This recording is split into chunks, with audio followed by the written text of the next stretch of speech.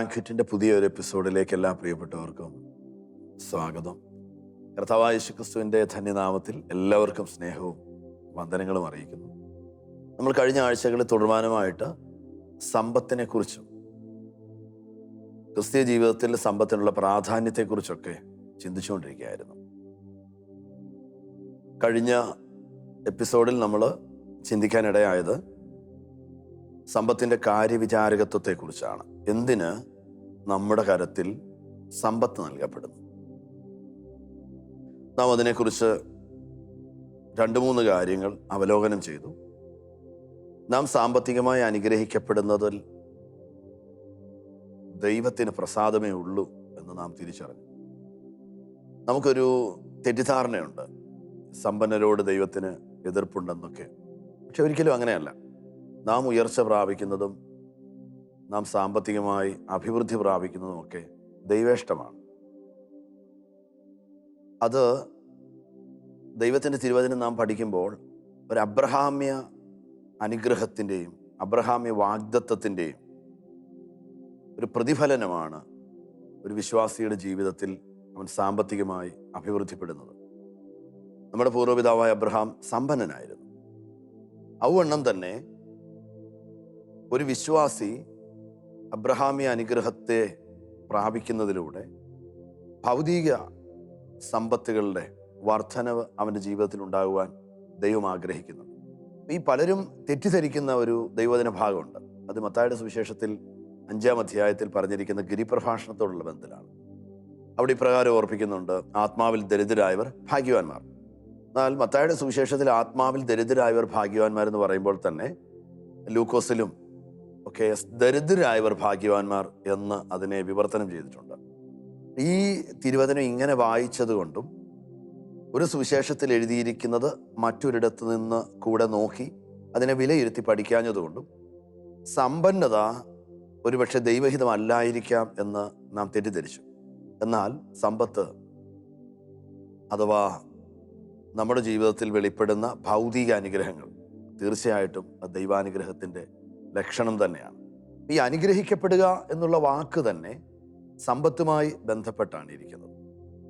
എന്നാൽ ബാലൻസ്ഡ് അല്ലാത്ത ചില ഉപദേശങ്ങൾ, ഒരു സന്തുലിതമല്ലാത്ത ഉപദേശങ്ങളിലേക്ക് വരുമ്പോഴാണ് പലപ്പോഴും നാം പറയാറുള്ളത്, എഫെസ്യ ലേഖനം 1-ാം അധ്യായത്തിലൊക്കെ ഓർപ്പിക്കുന്നത് പോലെ സ്വർഗത്തിലെ സകല ആത്മീക അനുഗ്രഹത്താലും ദൈവം നമ്മളെ നിറച്ചു, അതുകൊണ്ട് ആത്മീക അനുഗ്രഹം മാത്രം മതി എന്നൊക്കെ നാം പറയുന്നത് കേവലം അതൊരു ഭോഷത്വമാണ്, അറിവില്ലാഴികയാണ്. കാരണം മനുഷ്യൻ ഒരു ട്രൈക്കോട്ടമിയാണ്. ദേഹം, ദേഹി, ആത്മാവ് ഉള്ള ഒരാളാണ് മനുഷ്യൻ. അപ്പോൾ തന്നെ അവൻ ഭൂമിയിലാണ്. ഭൂമിയിൽ അവന് ആത്മീക അനുഗ്രഹം വേണ്ടെന്നല്ല, പക്ഷെ ഭൗതിക അനുഗ്രഹം അവന് ആവശ്യമാണ്. നമ്മുടെ ജീവിതത്തിൻ്റെ സിംഹഭാഗവും നാം അധ്വാനിക്കുന്നത് അത് ധനം നേടുവാൻ വേണ്ടിയാണ്. എന്നാൽ തിരുവചനത്തിലേക്ക് നാം നോക്കിയാൽ ഭൗതികമായ എല്ലാത്തിനേക്കാൾ കൂടുതൽ ആത്മീകമായതിനെ വാഞ്ചിപ്പാൻ വചനം നമ്മോട് ആവശ്യപ്പെടുന്നുമുണ്ട്. കർത്താവായ യേശുക്രിസ്തു നമ്മോട് പറഞ്ഞ പ്രധാനപ്പെട്ട കൽപ്പനകളിൽ ഒന്നാണ്, ഭൂമിയിൽ നിങ്ങൾ നിക്ഷേപം സ്വരൂപിക്കരുത്, സ്വർഗത്തിൽ നിക്ഷേപം സ്വരൂപിക്കുക.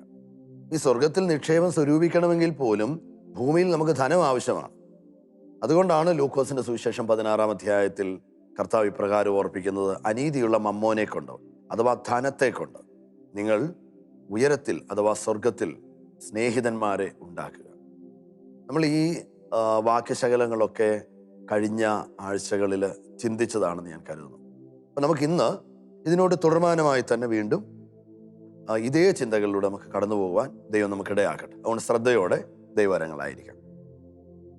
പൗലോസ് അപ്പോസ്തലൻ തിമോത്തിയോസിന്റെ ലേഖനം അതിൻ്റെ 6-ാം അധ്യായത്തിൽ 17-ാം വാക്യത്തിൽ തിമോത്തിയോസിനോട് കൊടുത്തൊരു കൽപ്പനയാണ് നമ്മൾ കഴിഞ്ഞ ആഴ്ച പറഞ്ഞ് നിർത്തിയത്.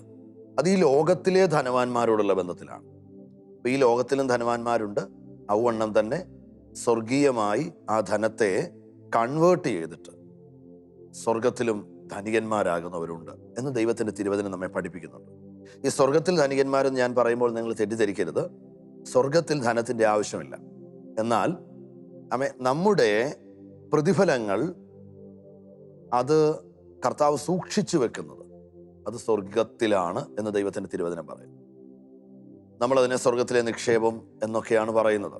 എന്നാൽ അത് ഇനിയും നമുക്ക് വെളിപ്പെടുവാനുള്ള നിത്യജീവിതത്തോടുള്ള ബന്ധത്തിൽ നാം ചിലവഴിക്കേണ്ടതിന് ഒരു പുതുവാന ഭൂമിയിൽ നാം ആരായിത്തീരും എന്നുള്ളതിൻ്റെ ആ സ്റ്റാൻഡേർഡ് നാം ഇന്ന് പ്രാപിക്കുന്ന ആ സ്വർഗീയ പ്രതിഫലം അനുസരിച്ചാണ് എന്ന് ദൈവത്തിന് തിരുവചനം ഓർപ്പിക്കുക.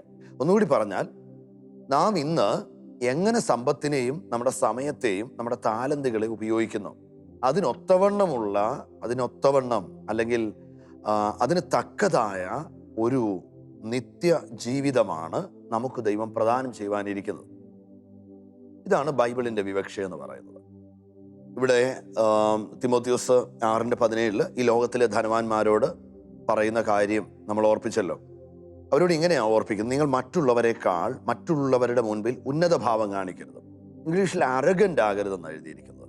എന്ന് പറഞ്ഞാൽ നിങ്ങൾ സമ്പത്തില്ലാത്തവരുടെ അരഗൻ്റായിട്ട് ഇടപെടരുത് ഒരിക്കലും. കാരണം നിശ്ചയമില്ലാത്ത ഈ സമ്പത്ത് നാം ആരാണെന്നുള്ളതിൻ്റെ അളവുകോലല്ല. അപ്പോൾ ഭൂമിയിലെ ഒരു സമ്പന്നനും അവൻ്റെ സമ്പത്ത് അവൻ്റെ ഉയർച്ചയുടെയോ അവൻ്റെ പദവിയുടെയോ അളവുകോലല്ല എന്ന് ദൈവത്തിൻ്റെ തിരുവചനം നമ്മെ പഠിപ്പിക്കുക. ഈ തിമോത്തിയോസിനോട് പൗലോസ് ഇതെല്ലാം പറഞ്ഞതിന് ശേഷം ഇങ്ങനെ പറയുന്നുണ്ട്.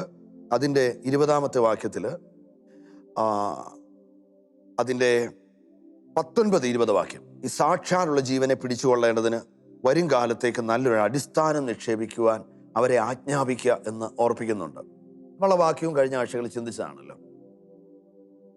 വരും കാലത്തേക്ക് അല്ലെങ്കിൽ അടുത്ത ഒരു യുഗത്തിൽ നമുക്കിനി വരുവാനിരിക്കുന്ന ജീവിതത്തിലേക്ക് നാം തന്നെ ഒരടിസ്ഥാനത്തെ നിക്ഷേപിക്കുവാൻ നമ്മോട് ദൈവത്തിൻ്റെ തിരുവചനം അവിടെ ഓർപ്പിക്കുകയാണ്. അപ്പോൾ ഈ നിത്യജീവിതം എന്ന് പറയുന്നത്, അല്ലെങ്കിൽ നിത്യജീവൻ എന്ന് പറയുന്നതും മരണാനന്തര ജീവിതം എന്ന് പറയുന്നതിനും അതിനെക്കുറിച്ചൊക്കെ ബൈബിൾ വളരെ വ്യക്തമായിട്ട് ഓർപ്പിക്കുന്നുണ്ട്. നമ്മുടെ ചിന്താഗതി ഒരുപക്ഷെ മരിച്ചതിന് ശേഷം ഉയർത്തു, കർത്താവിനോടൊപ്പം ആയിരിക്കുന്നു. എന്നാൽ ഇതൊന്നും അല്ല ദൈവത്തിൻ്റെ തിരുവചനം പറയുന്നത്.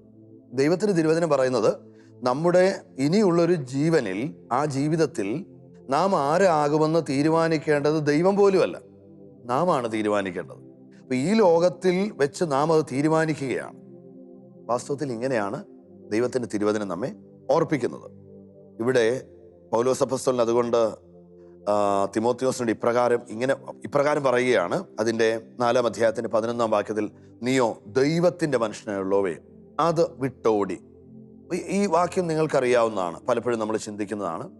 എന്താണ് തിമോത്തിയോസിന് വിട്ടോടുവാൻ പറയുന്നത്? മറ്റൊന്നുമല്ല, ദ്രവ്യാഗ്രഹം വിട്ടോടുവാനാണ്. അപ്പോൾ നമ്മൾ ചിന്തിച്ചല്ലോ ഈ ദ്രവ്യാഗ്രഹം എന്ന് പറഞ്ഞാൽ എന്താണെന്ന്. സമ്പത്തില്ലാതെ ഒരു മനുഷ്യന് ഭൂമിയിൽ ദൈനംദിന ജീവിത ആവശ്യങ്ങൾ മുൻപോട്ട് പോകത്തില്ല. കാരണം ബാർട്ടർ സിസ്റ്റം അല്ല ഇന്ന്, ഒരു മോണിറ്ററി സിസ്റ്റമാണ്. ഈ മോണിറ്ററി സിസ്റ്റം ഇവിടെ ഉള്ളപ്പോൾ നമുക്ക് സമ്പത്തിൻ്റെ ആവശ്യമുണ്ട്.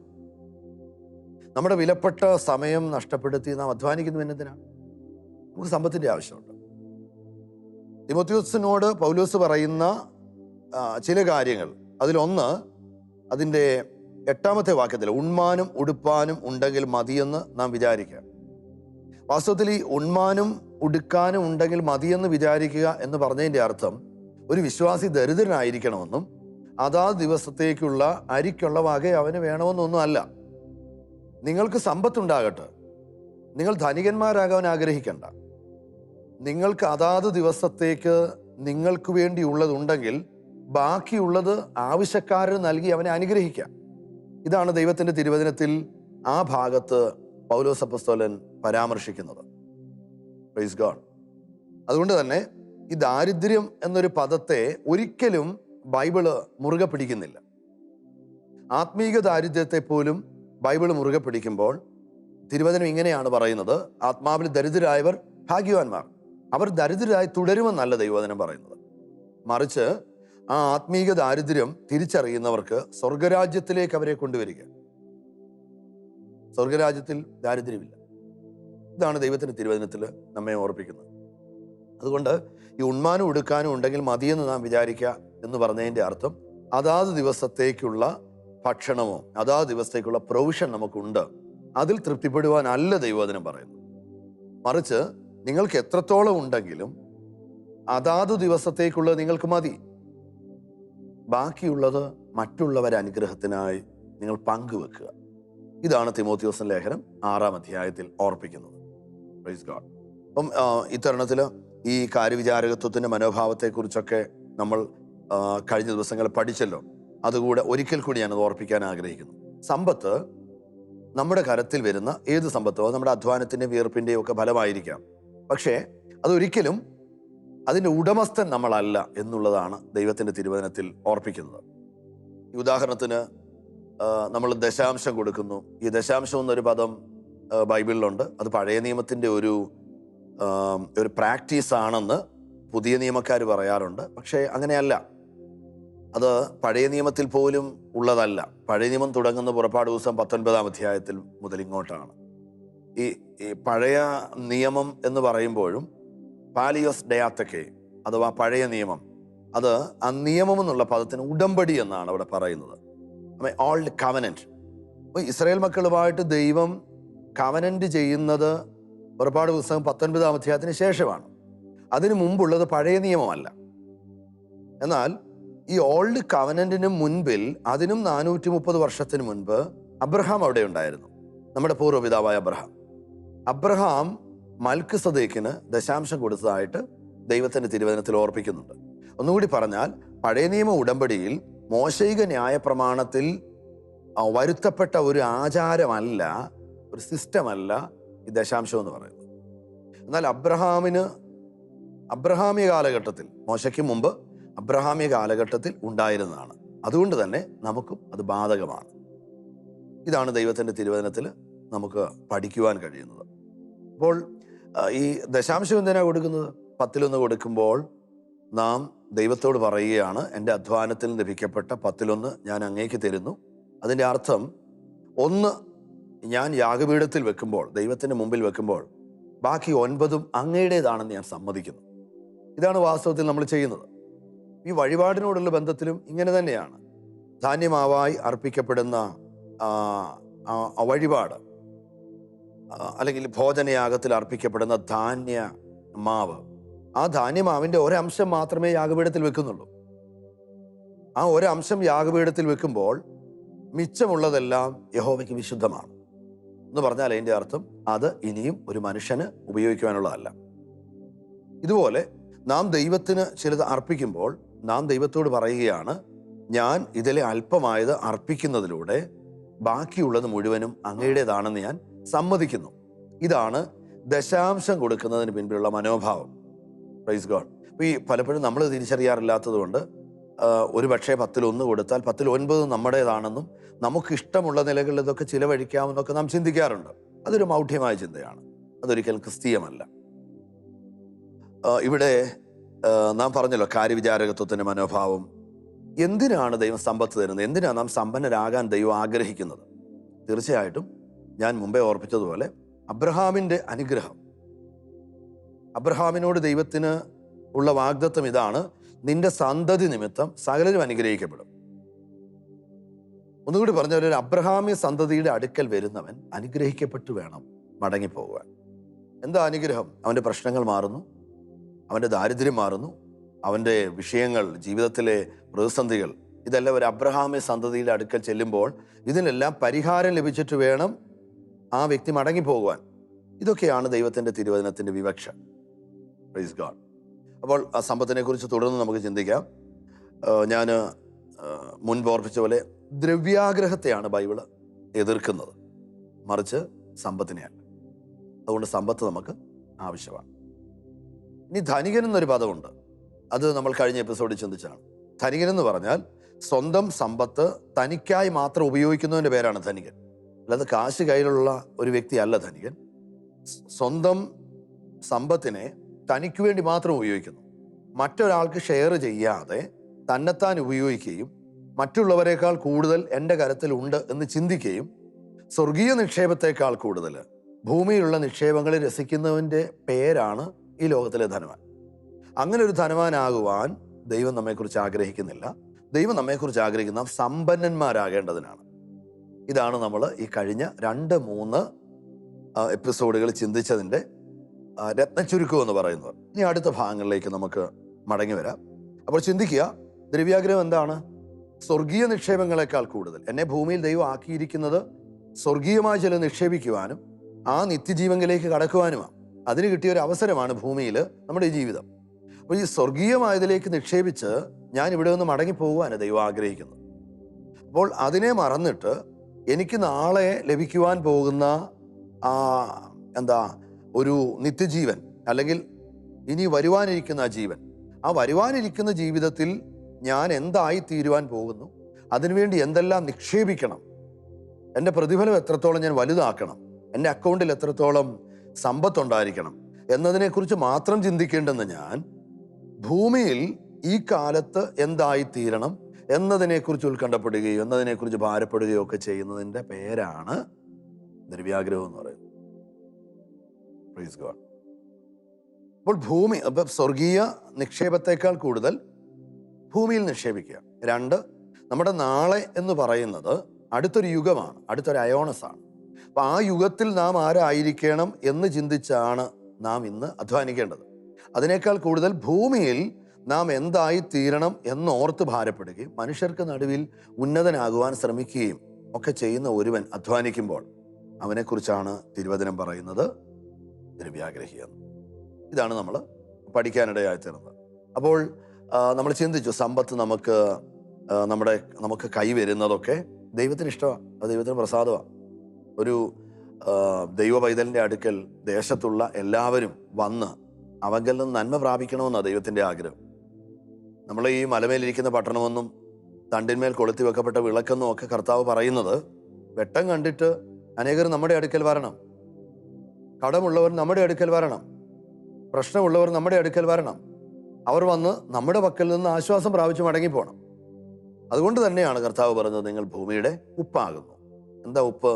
മറ്റെല്ലാ രസങ്ങളും ഉണ്ടെങ്കിലും ഭക്ഷണത്തിന് തനതായ രുചി വരണമെങ്കിൽ ഉപ്പ് വേണം. അതുപോലെ ഇനിയും ലോകത്ത് ആളുകൾക്ക് എന്തെല്ലാം ഉണ്ടെങ്കിലും കർത്താവിനെ കൊടുക്കുന്നവരായിട്ട് ദൈവം നമ്മളെ ആക്കിയിരിക്കുക. അപ്പോൾ ഈ സുവിശേഷം എന്ന് പറയുന്നത് പോലും കേവലം ഒരു ട്രാക്റ്റ് കൊടുക്കുന്നതോ അല്ലെങ്കിൽ നിത്യശിക്ഷാവിധിയെക്കുറിച്ച് വിളിച്ചു പറയുന്നതൊന്നും അല്ല കേട്ടോ. മറിച്ച് നമ്മുടെ അടുക്കൽ വരുന്ന ഏതൊരു വ്യക്തിയെയും ഭൗതികമായും സഹായിച്ച് ആത്മീകമായും അവനെ തിരിച്ചറിവുകൾ കൊടുത്ത് മാനസികമായും അവൻ്റെ ജീവിതത്തിൽ അവനെ ആശ്വസിപ്പിച്ച് എല്ലാ മേഖലകളിലും കൈകടത്തപ്പെടുന്നതാണ് സുവിശേഷം എന്ന് പറഞ്ഞാൽ. അല്ലാതെ അത് കേവലം ഒരു കവലപ്രസംഗമല്ല. ഇതാണ് ദൈവത്തിൻ്റെ തിരുവചനം നമ്മെ ഓർപ്പിക്കുന്നത്. ഇനിയും ഞാൻ നിങ്ങളോട് പറഞ്ഞല്ലോ, ഈ സമ്പന്നതയും അഭിവൃദ്ധിയും ദൈവം തൻ്റെ ജനത്തിന് കൊടുക്കുന്ന അനുഗ്രഹമാണെന്ന്. നിങ്ങൾ ഈ പഴയ നിയമത്തിൽ ഉടനീളം നോക്കിയാലും സമ്പത്ത് ദൈവത്തിൻ്റെ അനുഗ്രഹമാണ്. ദാരിദ്ര്യം എന്ന് പറയുന്നത് ഒരിക്കലും ദൈവത്തിൽ നിന്ന് വരുന്നതല്ല. ഇതാണ് ദൈവത്തിൻ്റെ തിരുവചനം ഓർപ്പിക്കുന്നത്. ഈ ദൈവരാജ്യം സ്ഥാപിക്കേണ്ടതിന് സമ്പത്തിൻ്റെ ആവശ്യമുണ്ട്. അതിന് കൃപ മാത്രം പോരാ. നമുക്ക് ഈ ക്രിസ്തീയ വിശ്വാസികൾക്കിടയിൽ 2 കൂട്ടം ആൾക്കാരാണുള്ളത്. ഈ എപ്പിസ്കോപ്പൽ സഭകളുണ്ട്, അതുപോലെ പ്രൊട്ടസ്റ്റന്റ് സഭകളുമുണ്ട്. എപ്പിസ്കോപ്പൽ സഭകൾക്കൊക്കെ അല്പം ആസ്തിപാസ്തികളൊക്കെ ഉണ്ട്. അതവരുടെ കാഴ്ചപ്പാട് നിർത്ത് അവർക്ക് ലഭിച്ചതാണ്. എന്നാൽ പ്രൊട്ടസ്റ്റന്റ് സഭകൾക്ക് അതില്ല. ഇനി എപ്പിസ്കോപ്പൽ സഭകൾക്ക് ആസ്തിപാസ്തികൾ ഉള്ളതുകൊണ്ട്, അഥവാ സ്ഥാവര ജംഗമ വസ്തുക്കൾ ഉള്ളതുകൊണ്ട് അവർക്ക് ദൈവവേലയെ വളരെ സഹായിക്കാൻ കഴിയും. തങ്ങളുടെ അടുക്കൽ വരുന്ന ദരിദ്രരെ സഹായിക്കാൻ കഴിയും. അതൊരു ഇൻസ്റ്റിറ്റ്യൂഷണൽ ബേസിലാണ് അവർ ചെയ്യുന്നത്. ഞാൻ ഈ പറഞ്ഞു വരുന്നത്, സമ്പത്ത് ദൈവരാജ്യത്തിനും ദൈവനാമത്തിനും വേണ്ടി ഉപയോഗിക്കുവാൻ ദൈവം തന്നിരിക്കുന്നതാണ്. മാത്രമല്ല, ഒരു മനുഷ്യൻ്റെ ജീവിതത്തിൽ നീ ഇത്രത്തോളമേ സമ്പന്നനാകാവൂ എന്ന് ദൈവം പറയുന്നില്ല. മറിച്ച് അളവ് കൂടാതെ നമുക്ക് നൽകുവാൻ ആഗ്രഹിക്കുന്നു എന്നാണ് ദൈവത്തിൻ്റെ തിരുവചനം ഓർപ്പിക്കുന്നത്. കാരണം ഈ ദൈവത്തിൻ്റെ ജനറോസിറ്റി എന്ന് പറഞ്ഞാൽ ദൈവം കണക്ക് നോക്കി ആർക്കും ഒന്നും ചെയ്യാറില്ല. നിങ്ങൾ തിരുവചനം മൊത്തം പഠിച്ചാൽ നിങ്ങൾക്ക് മനസ്സിലാവും. അത് ആത്മീകമാണെങ്കിലും ഭൗതികമാണെങ്കിലും ദൈവം ഒരുവന് അളവുകൾ വെക്കുകയല്ല, മറിച്ച് മനുഷ്യൻ വെക്കുന്ന അളവുകൾക്കകത്ത് അവനെ നിറക്കുകയാണ് ദൈവം ചെയ്യാറുള്ളത്. Price God. അപ്പോൾ ദൈവരാജ്യത്തിൻ്റെ സ്ഥാപനത്തിന്, അതിൻ്റെ വ്യാപ്തിക്ക്, മറ്റുള്ളവരുടെ പ്രയോജനത്തിന് ഒക്കെ ആയിട്ട് ഒരു കാര്യവിചാരകത്വം പോലെ ഉപയോഗിക്കേണ്ടതിന് നമുക്ക് ദൈവം സമ്പത്ത് നൽകുന്നു എന്നുള്ളത് ദൈവത്തിൻ്റെ തിരുവചനത്തിൽ ഓർപ്പിക്കുന്നു. നാം പലവരും ചിന്തിച്ചതാണല്ലോ. ലൂക്കോസിന് സുവിശേഷം 16-ാം അധ്യായം അവിടെ ഇപ്രകാരം ഓർപ്പിക്കുന്നുണ്ടല്ലോ, അനീതിയുള്ള മമ്മോനെ കൊണ്ട് സ്നേഹിതന്മാരെ ഉണ്ടാക്കുക. അവിടെ ഈ സമ്പത്തിനെ കുറിച്ച് പറയുന്ന 2-3 പര്യായപദങ്ങളുണ്ട്. അതിലൊന്നാണ് അനീതിയുള്ള മമ്മോൻ, 2 അല്പമായത്, 3 അന്യമായത്. ഈ 3 കാര്യങ്ങളാണ് പറയുന്നത്. അല്പമായതിൽ അഥവാ അത്യല്പമായതിൽ നിങ്ങൾ വിശ്വസ്തരല്ലെങ്കിൽ നിങ്ങൾക്ക് സത്യമായത് ആര് നിങ്ങളെ ഭരമേൽപ്പിക്കും? ഇതാണ് ദൈവത്തിൻ്റെ തിരുവചനം ഓർപ്പിക്കുന്നത്. അപ്പം അല്പമായത്, ഈ സമ്പത്ത് അല്പമായതാണ്, അതിൽ നിങ്ങൾ വിശ്വസ്തരല്ലെങ്കിൽ നിങ്ങളെ സത്യമായത് ആര് ഭരമേൽപ്പിക്കും? അടുത്തത് അന്യമായതിൽ നിങ്ങൾ വിശ്വസ്തരല്ലെങ്കിൽ. ഈ നമ്മുടെ കരത്തിൽ വരുന്ന സമ്പത്തിനെ കുറിച്ച് ദൈവത്തിന്റെ തിരുവചനം പറയുന്നത് അത് അന്യമായതാണെന്നാണ്. അന്യമായത് എന്ന് പറഞ്ഞാൽ അതിൻ്റെ അർത്ഥം നിങ്ങൾ ഉപയോഗിക്കുന്ന കൂട്ടത്തിൽ തന്നെ ആവശ്യക്കാരന് കൊടുക്കേണ്ടതുമാണത്. നിങ്ങളുടെ അടുക്കൽ വരുന്ന ഒരു ദരിദ്രനുണ്ടെങ്കിൽ ആ ദരിദ്രന്റെ വിശപ്പിന് നിങ്ങളാണ് ഉത്തരവാദി. നിങ്ങളുടെ അറിവിന്റെ പരിധിയിൽപ്പെട്ട് ഒരുവൻ ദരിദ്രനാണെങ്കിൽ, അവൻ വിശക്കുന്നവനാണെങ്കിൽ, അവന്റെ വിശപ്പിനും ദാരിദ്ര്യത്തിനും നിങ്ങളാണ് ഉത്തരവാദി എന്നാണ് ദൈവത്തിന്റെ തിരുവചനം പറയുന്നത്. ഈ ഒരു തിരിച്ചറിവിലാണ് സമ്പത്തിന്റെ കാര്യവിചാരകത്വം എന്താണെന്ന് നാം മനസ്സിലാക്കേണ്ടത്. എന്നാൽ ഇങ്ങനെ സമ്പത്തിനെ നല്ല കാര്യവിചാരകത്വ മനോഭാവത്തോടെ ഒരുവൻ ഉപയോഗിക്കുന്നെങ്കിൽ തീർച്ചയായിട്ടും അവൻ അനുഗ്രഹിക്കപ്പെടും. അവന് മാത്രമാണ് സ്വർഗീയ പ്രതിഫലം കർത്താവ് വാഗ്ദത്തം ചെയ്തിരിക്കുന്നത്. അതുകൊണ്ട് സമ്പത്തൊരു നമുക്ക് ദൈവം നൽകിയിരിക്കുന്ന, അല്ലെങ്കിൽ നാം സമ്പത്തിൻ്റെ ഉടമസ്ഥരല്ല, നാം അതിൻ്റെ കാര്യവിചാരകരാണ്. ഉടമസ്ഥൻ ദൈവമാണ്. അതുകൊണ്ടാണ് ദൈവത്തിൻ്റെ വചനം പറയുന്ന ധനവും മാനവും പുരാതന സമ്പത്തും എനിക്കുള്ളത് എന്ന് തന്നെയാണ് ദൈവം ഓർപ്പിക്കുന്നത്. അത് നമ്മുടേതല്ല. വീണ്ടും നമ്മൾ ഇപ്രകാരം പഠിച്ചു, നമ്മുടെ ഉദാര മനസ്കത, നമ്മുടെ ജനറോസിറ്റി എല്ലാവരും അറിയാൻ ദൈവം ആഗ്രഹിക്കുന്നു. ഈ ദൈവമക്കൾ എന്നുള്ള നിലയിൽ നമ്മൾ ദൈവത്തെ പോലെ വിശാല ഹൃദയമുള്ളവരാണെന്ന്, നമ്മൾ ആ അപ്പൻ്റെ മക്കളാണെന്ന് മറ്റുള്ളവരെ അറിയുവാൻ ദൈവം ആഗ്രഹിക്കുക. അപ്പോൾ നമ്മുടെ മറ്റുള്ളവനോടുള്ള മനോഭാവവും അവരുടെ ആവശ്യങ്ങളിലുള്ള നമ്മുടെ കൈകൊടുപ്പും നമ്മുടെ കൂട്ടായ്മയൊക്കെയാണ് നമ്മളിലുള്ള ദൈവിക സ്വഭാവത്തെ വിളിച്ചറിയുന്നത്. അപ്പോൾ തീർച്ചയായിട്ടും അതുകൊണ്ട് ഈ ഒരു തിരിച്ചറിവിൽ നമുക്ക് മുൻപോട്ട് പോകുവാൻ കർത്താവ് ഇടയാക്കട്ടെ എന്ന് ഞാൻ പ്രാർത്ഥിക്കുന്നു. അപ്പോൾ എന്തിനാ സമ്പത്ത്? ഉദാര മനസ്സുള്ളവരാകാൻ, ദരിദ്രരെ സഹായിക്കാൻ, ആവശ്യത്തിലുള്ളവരെ കൈത്താങ്ങാൻ, പങ്കുവെക്കുവാൻ. ഒന്നും നമ്മുടേതല്ല എന്നുള്ള തിരിച്ചറിവ്, വരുവാനിരിക്കുന്ന ഒന്നാണ് നമ്മുടെ അവകാശം എന്നുള്ള തിരിച്ചറിവ്. ആ തിരിച്ചറിവിൽ മുൻപോട്ട് പോകുവാൻ ദൈവം നമുക്ക് തരുന്ന അവസരമാണ് സാമ്പത്തിക നന്മകൾ. ആമേൻ. അപ്പം ആ ഒരു തിരിച്ചറിവിൽ നമുക്ക് മുൻപോട്ട് പോകുവാൻ കർത്താവ് ഇടയാക്കട്ടെ. നമുക്ക് ദൈവകരങ്ങളിൽ ഏൽപ്പിക്കാം. നമ്മൾ ഇനിയും ചിന്തിക്കാൻ പോകുന്നത്, അടുത്ത ഒരു എപ്പിസോഡിൽ നമ്മൾ ചിന്തിക്കാൻ പോകുന്നത് പണത്തിൻ്റെ അപകടത്തെക്കുറിച്ചാണ്. സമ്പത്തിൻ്റെ അപകടം എന്താണ്? കാരണം ലോകത്തിൽ ഏറ്റവും കൂടുതൽ അപകടം വരുത്തി വെക്കുന്നത് സമ്പത്താണ്. സമ്പത്താണെന്ന് ഞാൻ പറയുമ്പോൾ ഒരിക്കലും നിങ്ങൾ തെറ്റിദ്ധരിക്കരുത്. സമ്പത്തിന് അതിൻ്റെ മേലെ ഒരു അപകടവും ഇല്ല. മറിച്ച് സമ്പത്തിനോടുള്ള നമ്മുടെ മനോഭാവത്തിനാണ്, അതാണ് അപകടം വരുത്തി വെക്കുന്നത്.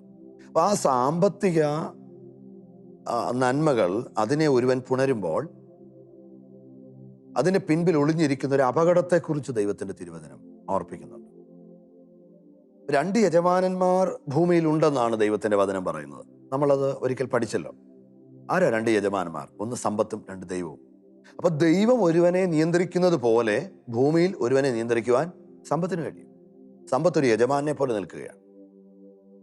അത് മമ്മോൻ എന്നുള്ള പദമാണ് അവിടെ ഓർപ്പിക്കുന്നത്. അപ്പൊ ഈ മമ്മോൻ ഒരു ലോകത്തിന്റെ ദൈവത്തെ പോലെ ഇടപെടുന്നത് വാസ്തവത്തിൽ ശരിയല്ലേ? ഒരു മനുഷ്യൻ പുകഴുന്ന എല്ലാ കാര്യങ്ങളും, അധികാരം ഉൾപ്പെടെ, കുലീനതയുൾപ്പെടെ, സൗന്ദര്യം ഉൾപ്പെടെ എല്ലാത്തിൻ്റെയും പിമ്പിൽ അതിനെ ചരട് വലിക്കുന്ന സമ്പത്താണ്. സോ നമുക്ക് അടുത്ത ആഴ്ച സമ്പത്തിന്റെ അപകടത്തെക്കുറിച്ച് പഠിക്കാൻ ദൈവം ഇടയാക്കട്ടെ. ഒരു നിമിഷം നമുക്ക് പ്രാർത്ഥിക്കാമല്ലോ. സ്വർഗീയ പിതാവേ, ഒത്തിരി നന്ദി.